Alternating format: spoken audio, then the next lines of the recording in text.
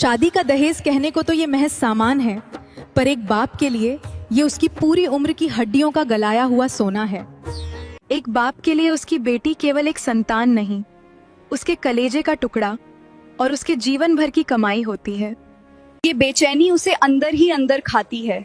वो दुनिया के सामने पत्थर बना रहता है, पर उसकी रूह कांप रही होती है, क्योंकि वो अपनी शादी की तैयारियों में वो भागता दौड़ता दिखता है, पर उसकी रूह कांप रही होती है, क्योंकि वो अपनी बेटी को विदा नहीं कर रहा होता।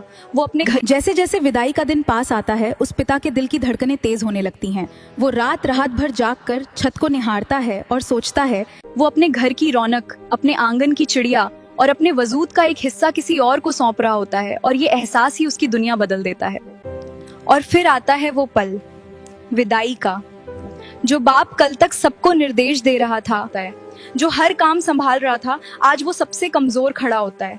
जब वो बेटी को गले लगाता है तो उसकी आंखों से सिर्फ आंसू नहीं गिरते, उसकी आंखों से सिर्फ आंसू नहीं गिरते, उसकी पूरी जिंदगी की मेहनत और यादें बह रही होती हैं। वो हाथ जोड़कर दामाद और उसके परिवार से बस इतना ही कह पाता है, मेरी बेटी बहुत नाजुक है, इसे फूलों की तरह रखना, इसकी गलतियों को माफ कर देना, क्योंकि इसे मैंने कभी डांटा नहीं, हमेशा इसे बहुत प्यार से पाला है। देते हैं, एक बेटी को पालना और उसे विदा करना कोई छोटी बात नहीं है, ये एक तपस्या है।